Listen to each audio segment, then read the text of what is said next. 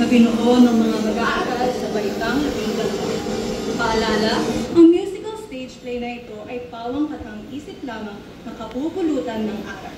Kaya naman, umupo ng maayos, mag-relax at tangkilikin ang palabas na pinamagatang Ang Munting Regalo. Mga kapitbahay! Mga kapitbahay! Aking asawa si Isabel, manganganak na!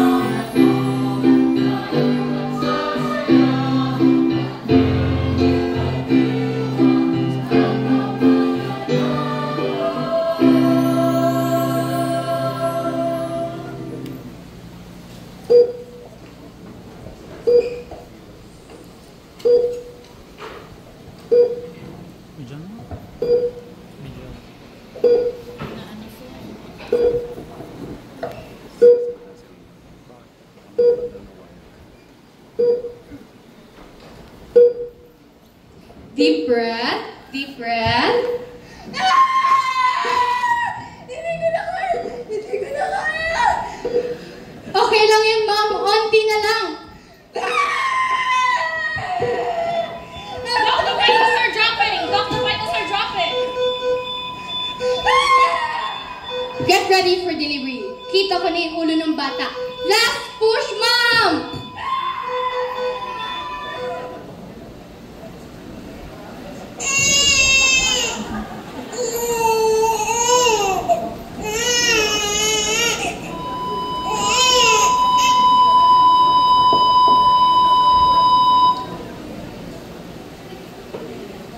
Kamusta po, nurse?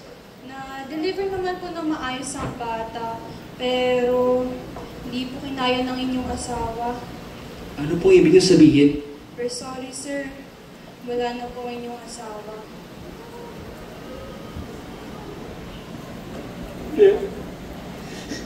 Hindi na pwede. Hindi!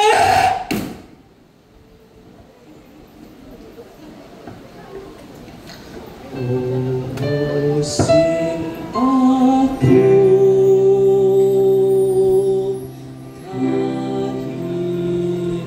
wala ka na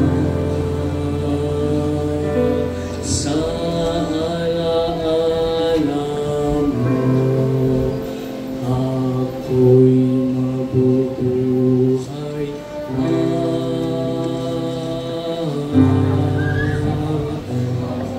kahit sa pagpanaw tayo'y nagkahiwalay, pero ikaw pa rin ang aking habang buhay. Mga bituin sa langit, ang tanong ko'y naririnig. Bakit di man lang pinigil ang paglisan ng aking iniibig?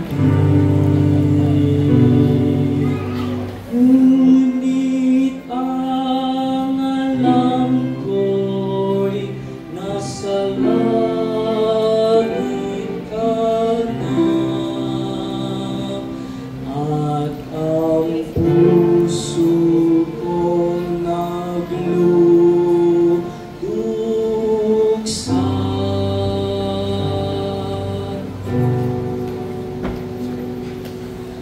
ay payapa na.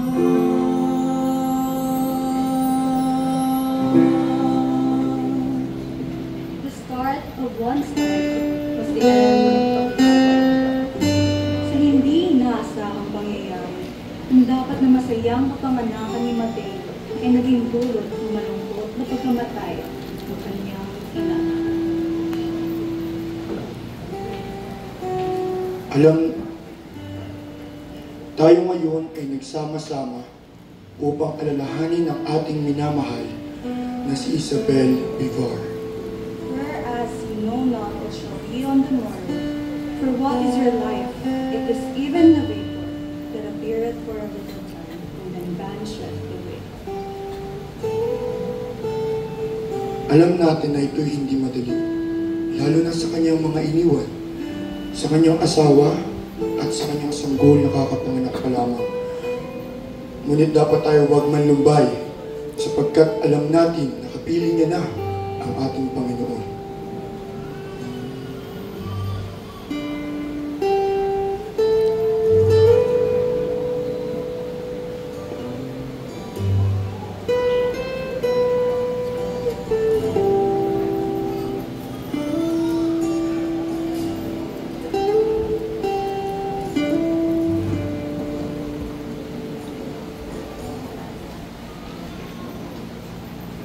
Oh, poor soul. Kawawa naman si Isabel. Hindi man lang niya nasilayan ang kanyang anak. Bakit naman po kawawa? Hindi. Hindi kawawa ang aking asawa. Sapagkat siya ngayon ay nasa langit na. Magiging payapa at masaya siya doon. Dahil doon, nandoon ang Panginoon. Kuya, akin si Mateo.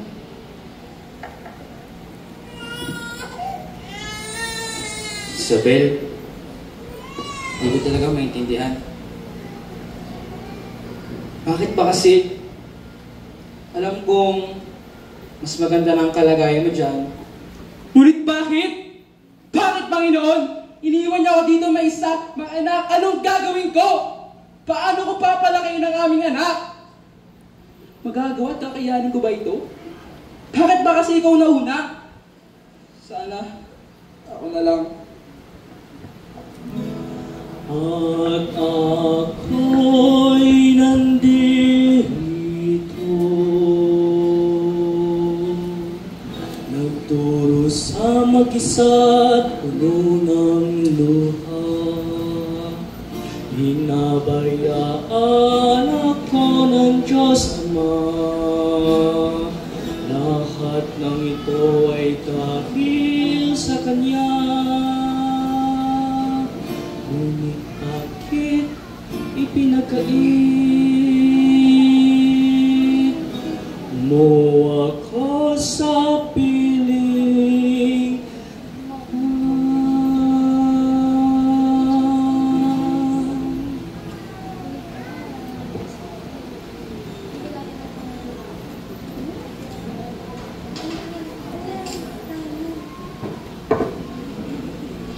Pichang, totoo ba yung nangyari sa manugang mo? Manugang ko? Naku, nakakaawa naman sila, Chang. Pero okay lang yan. Available naman ako eh. Bihira ka. Kakapanaw pa lang ng pamangkin ko. Ganyan na agad. Alam mo, hindi magagawa ni Liva yun. Kasi mahal mo si Isabel. Ay, oo nga pala. Pero baka sakali lang naman na kailangan niya ng tulong sa pag-aalala.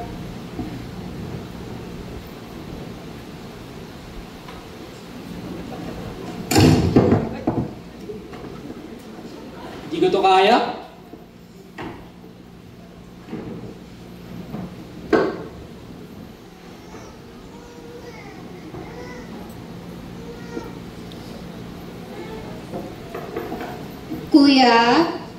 Kuya Levi. Ano na naman?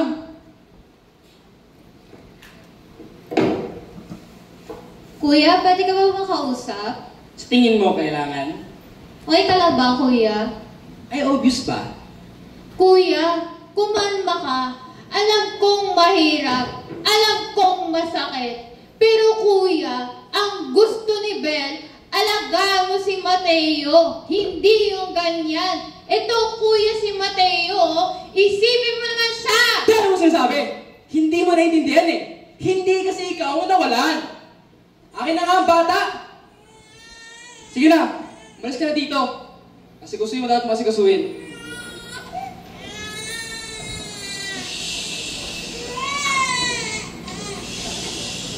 Sorry anak. Ilang kaya ni tatay na wala yung nanay anak. Pero pangako, simula ngayon, tatry ko na gagawin ko lahat para sa'yo.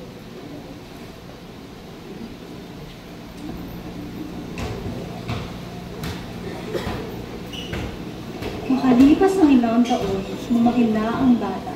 Ang pangalan niya ay Mateo.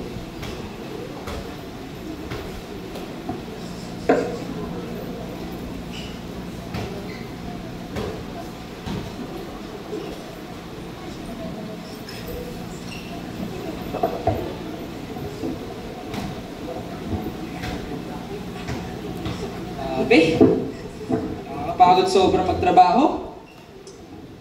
Pagpahinga mo muna. Teka, si Mateo ba yun? Mateo! Mateo, si Papa oh!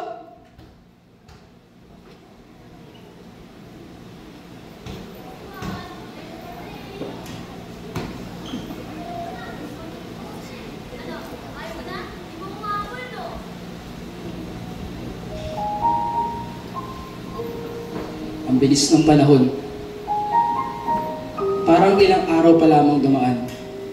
Si Mateo, dati sanggol pa lamang, pero siya ngayon lumalaki na hindi ko namamalayan. Ang dami kong pagkukulang sa kanya. Tila ba, masyado ko naging seryoso sa pagtatrabaho. Nakaligtaan ko. May anak nga pala ako na kailangan alagaan. Ano ba nangyayari sa akin? Sariling anak, hindi ko mabigyan kahalagahan. Ganito ba talaga dapat ang akto ng bilang isang ama? Alam kong wala nang yung nanay, pero anak, gagawin ko ang lahat para maibigay sa'yo. Huwag patawarin mo ako.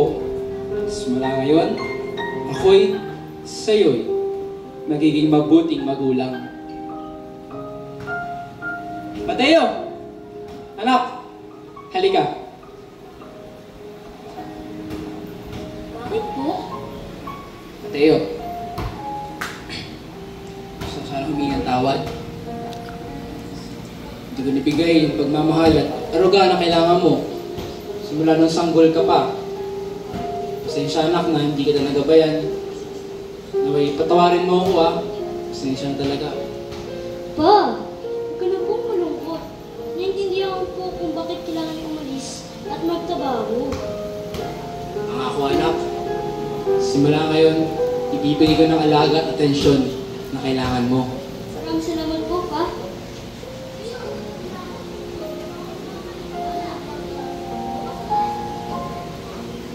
Teo, anak, napapansin ko na kinahihilingit mo paglalaro ng basketball. Opo, Pa. Sige. Sa kagustuhan ng ama na ipadama ang kanyang pagmamahal sa kanyang anak, ay tinuruan niya itong maglaro ng basketball. Ibinuhos ng ama ang lahat ng kanyang atensyon sa kanyang anak, si Mateo. Alam mo anak, nung kapanahonan namin, mga bata-bata pa ako yung laging MVP ng basketball team namin. Weh po ba? Di naman po ako naniniwala. Nak, maniwala ka sa akin pag sinabi ko. Katulad ako ni... Stephen Curry? Hindi yun. Tulad ako ni... LeBron James? Hindi yun, nak. Basta nak, tuturuan kita para gumaling ka tulad ko. Game?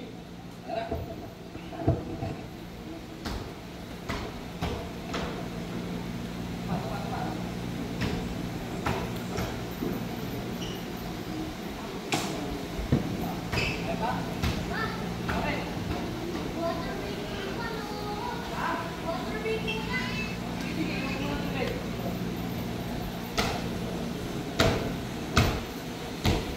Pa! Aking bola!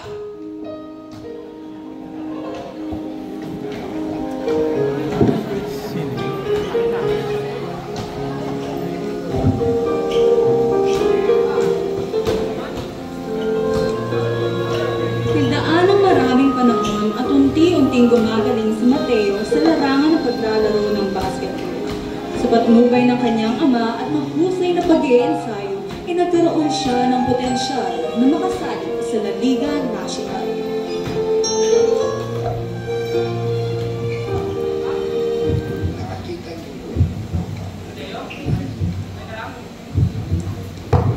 La! Mateo!